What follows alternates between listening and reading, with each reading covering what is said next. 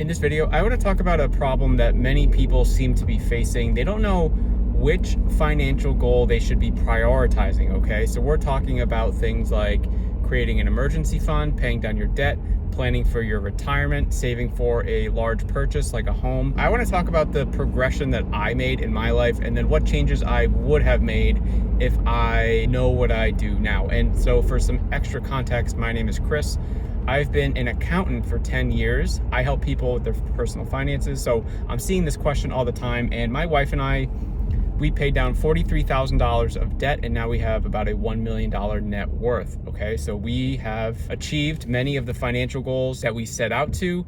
And quite honestly, it's probably not the order that I would have done it if, looking back and if I was able to do this all over again. So hopefully this helps you make a decision, and let's just jump right into it. So even though I went to school and I got an accounting degree, I wasn't always that intentional with my money or good with my finances in my early, even mid-20s, okay? The first sort of financial goal that I strived to do was just to start investing. And I did this through my employer. I was able to sign up for a 401k, and that's just kind of how I started investing in my early 20s. And I didn't really do anything differently or add any other financial goals or monetary things until I was a little older. But at this time, I had obviously some student loan debt, and it got to a point where I didn't even know how much money was in my bank account. I was trying to purchase this car actually, and the sale of the car was actually messed up a little because again, I didn't have enough money in my checking account.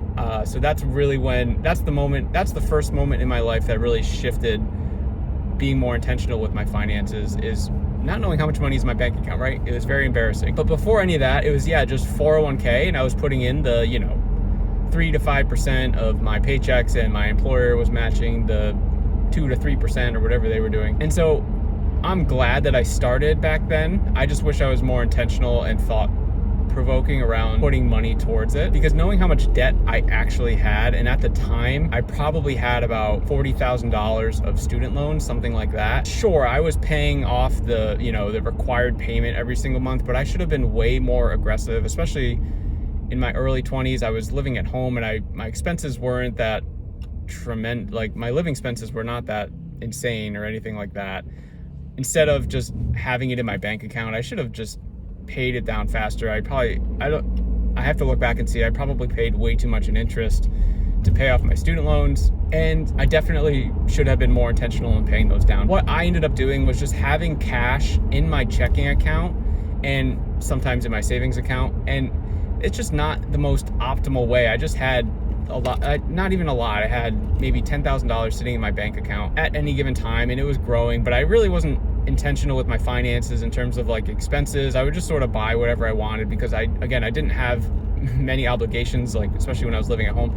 And I should have created an emergency fund that would have allowed me to have some sort of financial buffer in place. Okay, so if you're listening to this and you don't have an emergency fund, here's how I would like you to start thinking about emergency funds. I'm sure that you've played some video game where the main character has a health bar, right? And you're trying to complete a level or beat the game, whatever the thing is. I want you to think of an emergency fund as the health bar of your character, and the completing the game thing as the financial goal. So when you're running through the game, you have your health bar and you start getting attacked, right? And your health bar is going down, the screen's flashing red. Think to those situations when you're playing the game. What do? Do you go like run and hide and try to like get your health bar back up to the top so you can continue on your journey? Or do you just push through and if you die in the game, you die in the game, and then you have to go back to the checkpoint or go back to the start? That's exactly what happens with your emergency fund, or better yet, not having an emergency fund, okay? So if you're going through the level and you have like no health bar and you just keep going and going and going,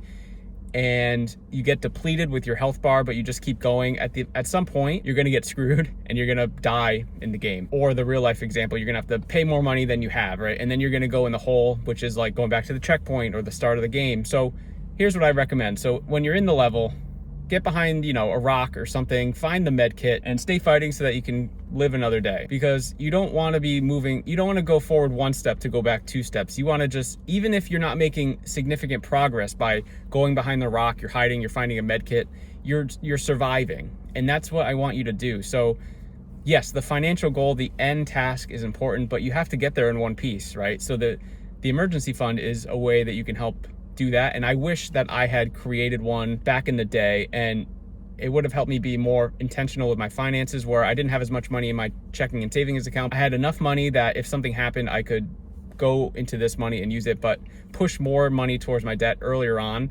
And that would have been a lot better. And then moving through my story a little bit, I still was neglecting debt, and my income was increasing. Again, I wish I had just put more money towards debt first.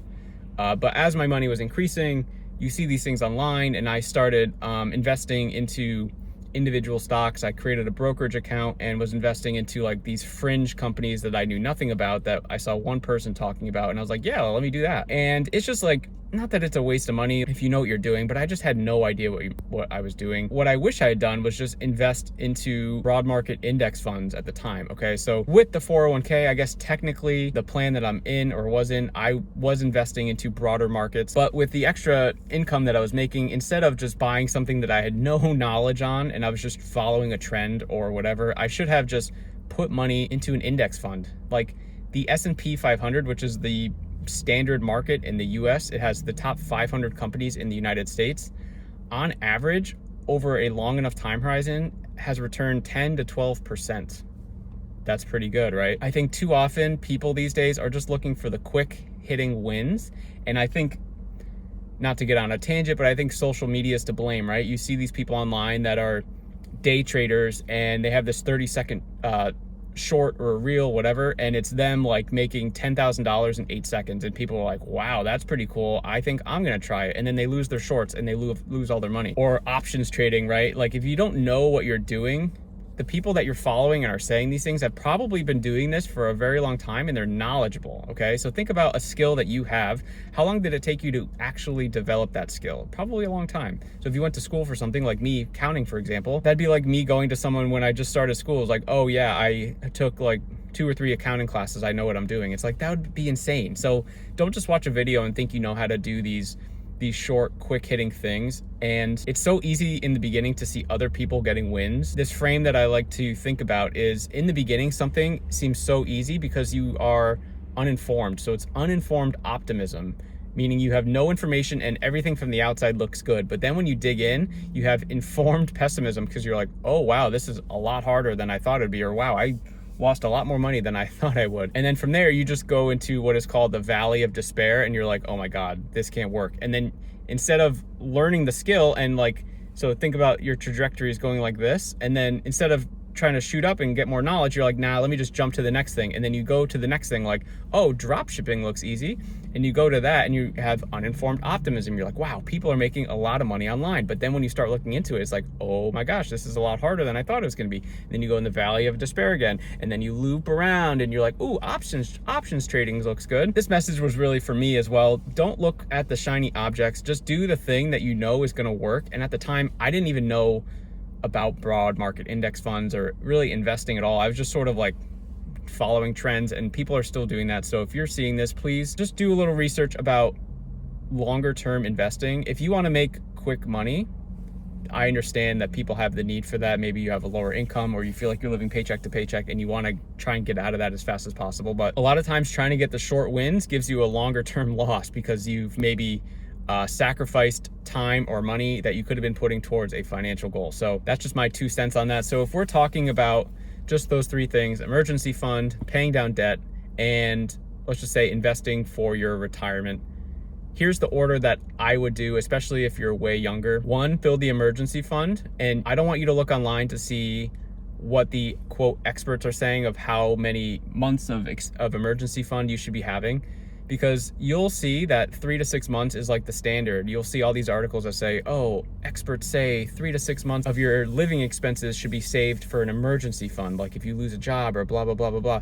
But when you actually look at how many expenses you have throughout the month, say it's $3,000, how reasonable is it for you right now to save $9,000 to $18,000? Probably not very, okay? So you know your personal finances better than anyone. What I want you to do for your emergency fund, and what I wish I did when I was creating it, is what is the dollar amount that would cover almost any expense that has just come out of nowhere for you? Is that $500? Is that $1,000? Would those numbers cover most of the things that happen in your life? If so, that's how much I would start with. And then So that's number one, emergency fund. The second thing I would want you to do is pay down your debt, okay? Debt is the ultimate wealth killer, and when you are paying someone else interest, they're getting a lot more wealthy. They're getting wealthy off of you. So I want you to get rid of interest paying to them and start creating your own interest by investing in your retirement and other things like that. So if we were to rank these things, emergency fund, paying down debt, investing for your retirement, that's the exact order I would have it. Emergency fund, paying down debt, invest for your retirement. Now, if you're a little older, if I was starting, I'm 35 years old right now. If I had debt and I didn't really have a big enough retirement account that I would try to do both at the same time if possible, because investing is about the long term. So if you have a lot of debt, you don't want to just pay off your debt and then in 5 years be like, all right, now I'm going to start investing and I'm 40. Because you want to start today. Just look at any compounding interest calculator and play around with the numbers. You'll see that the longer you wait, the better this arc goes in terms of the monetary value that's in the account. The longer that you have money growing on itself, the more money you're just going to be making, and that's just math. Again, historically, something like the S&P 500 has returned 10 to 12%. So when I'm looking at a goal of an investment or some sort of interest building activity, I like to use 8% to be a little conservative just in case, and that's me. Feel free to play around with the numbers if you want when you go to look at this compounding interest calculator, but that's how I think people should be prioritizing. Feel free to do whatever is best for you. And that's the whole point of personal finances, is personal finances. It's your finances. So what are your financial goals? What are your life goals? And then how can you reverse engineer those goals into smaller financial goals and level up your finances and keep building towards the bigger goals? So that was another quick hitting personal finance video. I'm uploading daily videos onto YouTube, all things personal finance. So let me know down in the comments what you want to see next, and I will see you in the next one.